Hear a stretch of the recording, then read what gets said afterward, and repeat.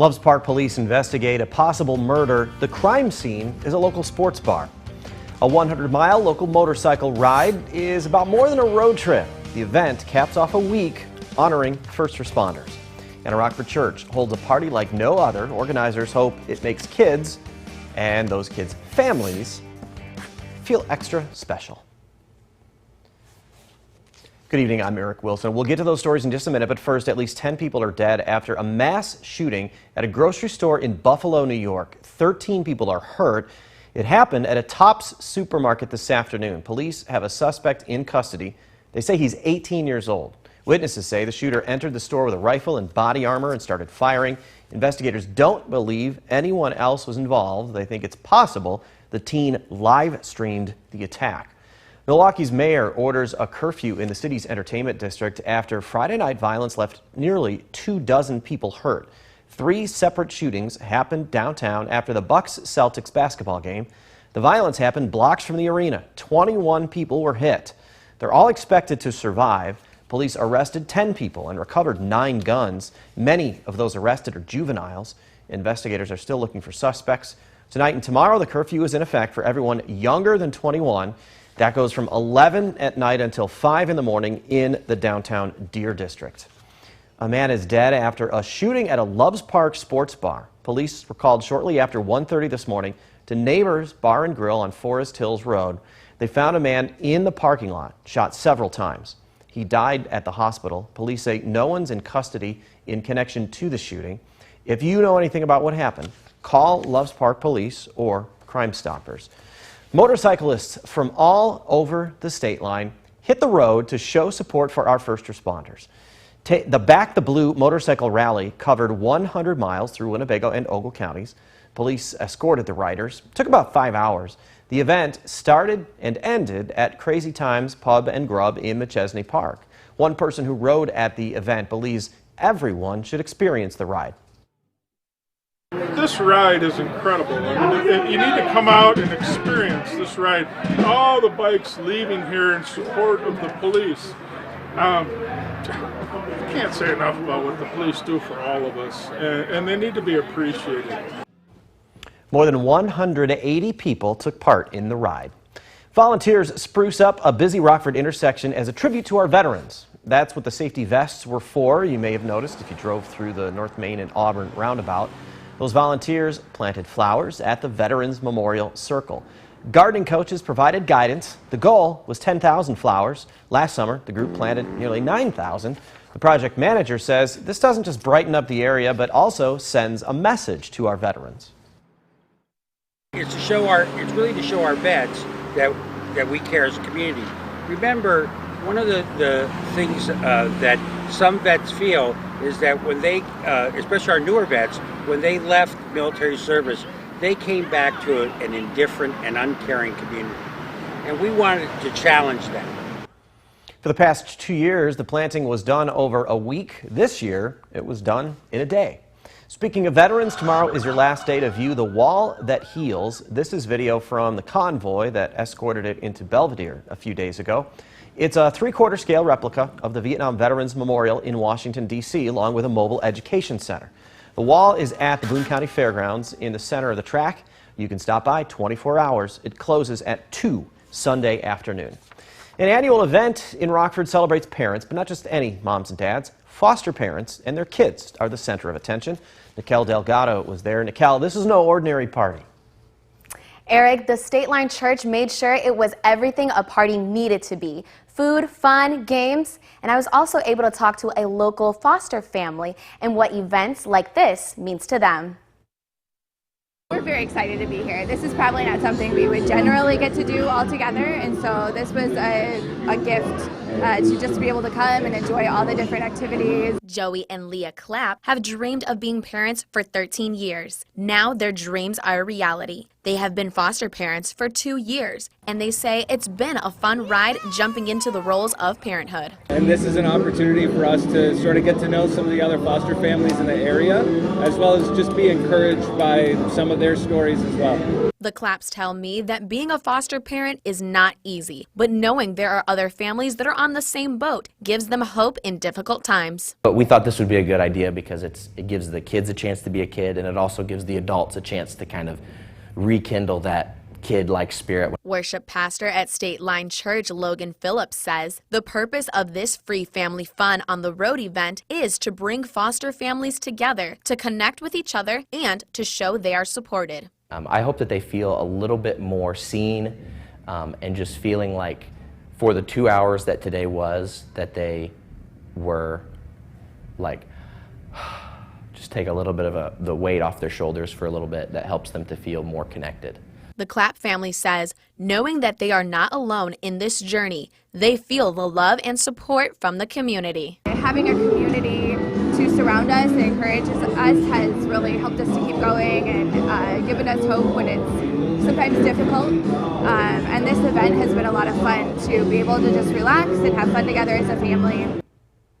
The State Line Church has more upcoming family fun events. For those dates and details, go to mystateline.com. Eric?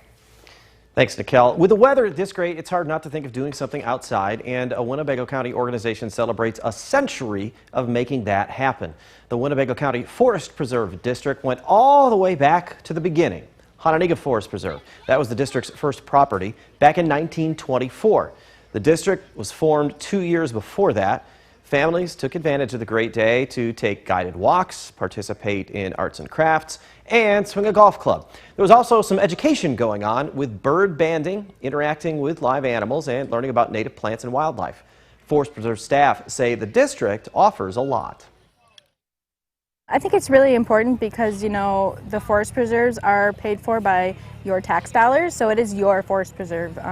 So not only do we have like the free hiking trails and shelter houses and everything like that, but we also have camping, and you can go out and paddle on the rivers, and you can go out and golf. We have golf courses. So we have a lot more than just your general forest preserve. Food trucks and raffle drawings were also part of the event. The war in Ukraine is now in its 80th day. Ukrainian President Volodymyr Zelensky met with a delegation of Republican U.S. senators in Kyiv. Minority Leader Mitch McConnell led the group. Russia's takeover of the Donbas region remains largely stalled. Ukrainian forces continue to press with their counter-offensive. One military analyst believes the Russian invasion will not end anytime soon. This is not going to be quick. So we're settled in for a summer of fighting at least. And I think the Russian side very clear that this is going to take a long time. And of course, their final hope is that we will lose interest completely in the conflict in Ukraine by the summer. They're calculating that Western audiences will lose interest in the same way as Afghanistan last year. And that's something that Russia thinks that time's working in its favor. The pullback of Russian forces from areas around Ukraine's second largest city revealed new evidence of atrocities. Ukraine is preparing war crimes cases against 41 Russian soldiers. Cities across the U.S. saw streets fill with crowds voicing their views on abortion. The ongoing debate's been fueled recently by the leak of a Supreme Court draft opinion nearly 2 weeks ago. That draft suggests the court's conservative majority could soon strike down Roe v. Wade. More than 24 states could then restrict or ban access to abortion. ABC's Justin Finch wraps up the day from Washington. In the nation's capital, thousands gathering and marching Saturday on what's being called a National Day of Action for Abortion Rights. It is simply day one of an invigorated movement aligned behind one simple demand. And you all heard it. You know what it is. Keep your bans off our bodies. Bans off our bodies, the new call to action for those supporting abortion rights and those fearing a post-Roe future without legal access to abortion. California Congresswoman Barbara Lee sharing her story of having to leave the U.S. to travel to Mexico as a teenager to terminate her pregnancy. I did not know what to expect other than this decision could put my life in jeopardy.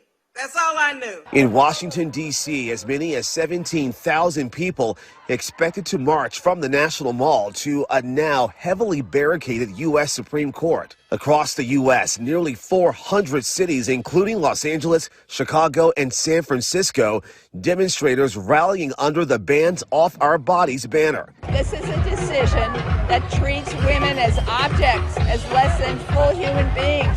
It puts us back. And those against abortion also showing up and speaking up. We believe life begins at conception, right? And, Jesus commands us not to kill. Several groups organizing Bands Off Our Bodies protests say they're already planning more events and more demonstrations in the coming days and weeks as the nation awaits the High Court's final decision on the future of abortion rights. Justin Finch, ABC News, Washington.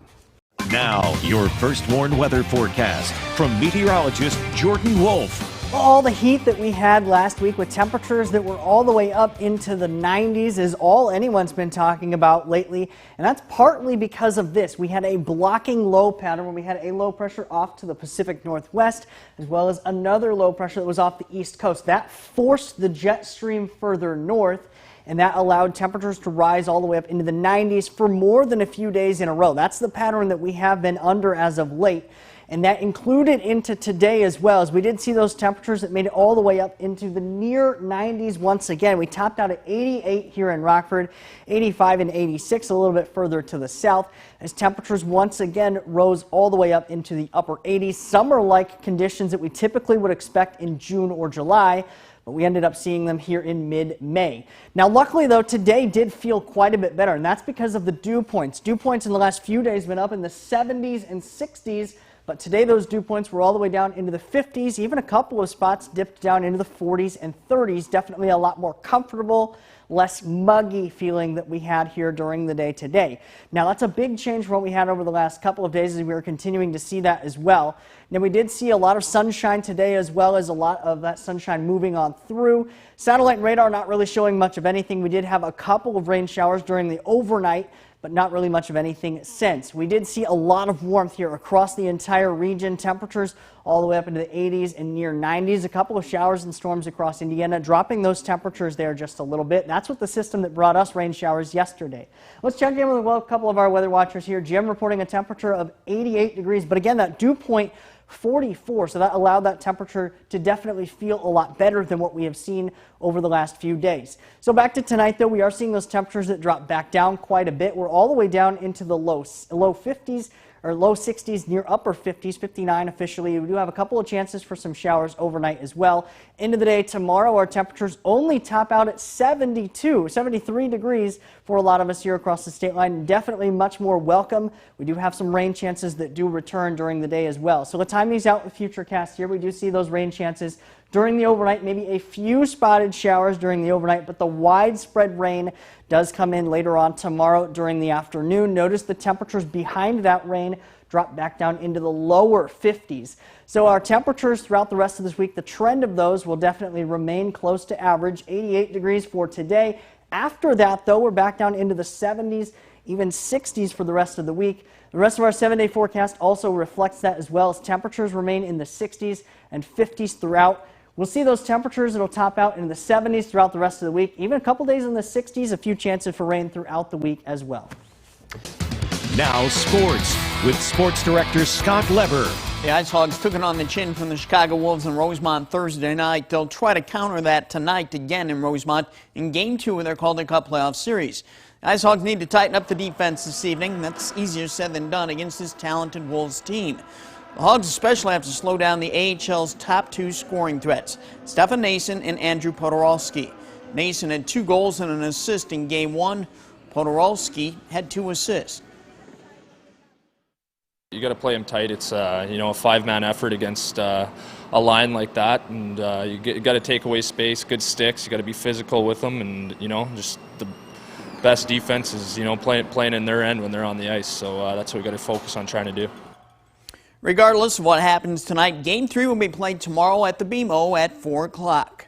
The best women bowlers in the world were on the lanes at the Cherry Bowl today in the PWBA's Rockford Open. And one of those bowlers was Harlem graduate Rebecca Hagerman. She just finished her junior year at McHenry College. She made it through yesterday's first 2 rounds of qualifying. Hagerman got off to a good start here in round 3 this morning. Couple of strikes.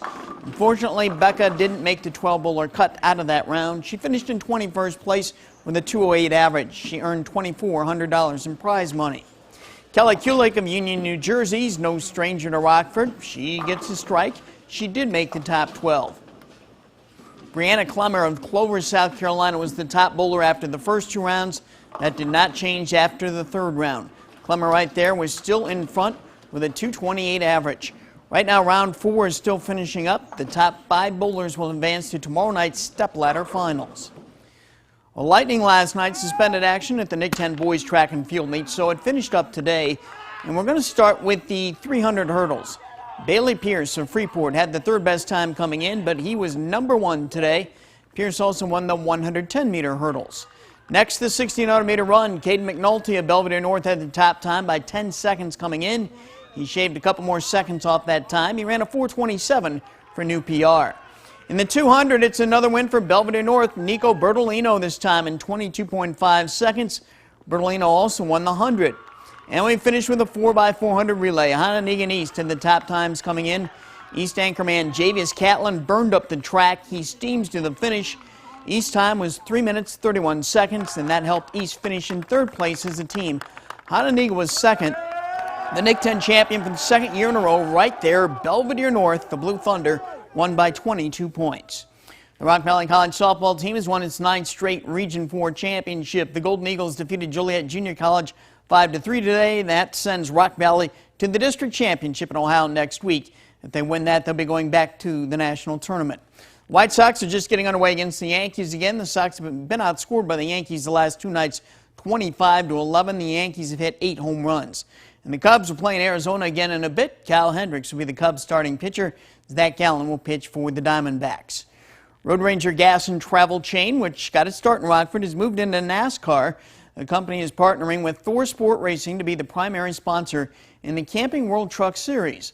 Road Ranger will sponsor the number 66 Toyota Tundra driven by Wisconsin native Ty Majeski. The partnership is for 5 races this year, starting with the one next week at the Texas Motor Speedway. Road Ranger VP of Marketing Ryan Arnold says NASCAR is the perfect place for the company to showcase its brand. Road Ranger was founded by Dan Arnold in Rockford in 1984. It's now headquartered in Schaumburg. Thanks for spending a little of your time with us tonight. Stay safe.